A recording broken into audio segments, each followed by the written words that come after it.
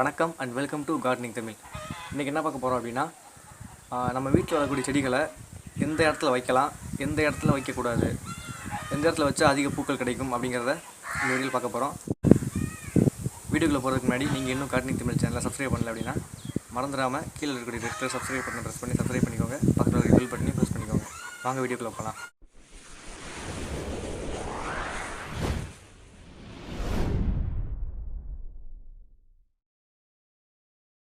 முதல்ல நம்ம செடிகளை வைக்கக்கூடாத இடம் அப்படின்னு பார்த்திங்கன்னா நிழல். ஏன்னா வெயில் பட்டால் தான் செடிகளுக்கு பூக்களோட எண்ணிக்கை ரொம்பவே அதிகமாகும். நீங்கள் முக்கியமாக ரோஜா செடி, மல்லிகை இது போன்ற பூக்கள் பூக்கக்கூடிய செடிகளாக இருந்ததுன்னா நிழலில் தப்பி தவறி கூட வச்சிடாதீங்க. அப்படி வச்சிங்க அப்படின்னா பூக்களோட எண்ணிக்கை முற்றிலும் குறைஞ்சிரும். ரெண்டாவதாக வைக்கக்கூடாத இடம் அப்படின்னு பார்த்திங்கன்னா செகதி.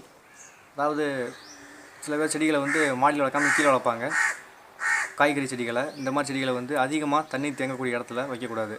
அப்படி வைக்கிறதுனால செடிகள் அழுகல் நோயினால் தாக்கப்பட வாய்ப்பு இருக்குது. அதனால் கொஞ்சம் ட்ரையான இடத்துலையே செடிகளை வைங்க. அடுத்ததாக பூச்செடிகளை நீங்கள் தொட்டியில் வைக்கணும் அப்படின்னு நினச்சிங்கன்னா தொட்டியை கீழே இந்த மாதிரி சின்ன துளை இருக்கக்கூடிய தொட்டியில் போட்டு வைங்க. துளையில்லா தொட்டியில் வச்சிங்கன்னா செடியில் தண்ணி தேங்கி அழுகல் நோய் ஏற்பட வாய்ப்பு இருக்குது. முடிஞ்ச அளவுக்கு கோடை காலங்களில் செடிகளை அதிக வெயிலில் வைக்கிறத கொஞ்சம் குறைக்க பாருங்கள்.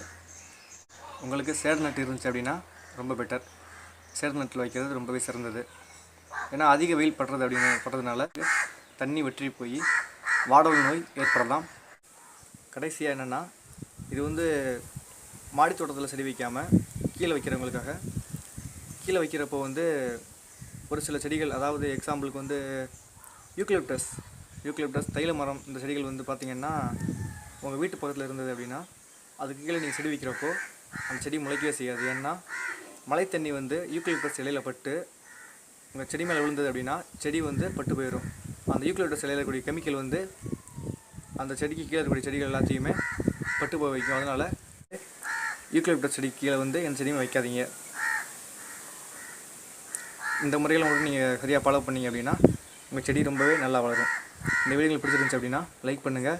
அடுத்து உங்களுக்கு ஏதாவது வீடியோ வேணும் அப்படின்னா கீழே கமெண்ட் பண்ணுங்கள். மறந்துடாமல் கார்டனிங் தமிழ் சேனலுக்கு சப்ஸ்கிரைப் பண்ணிக்கோங்க.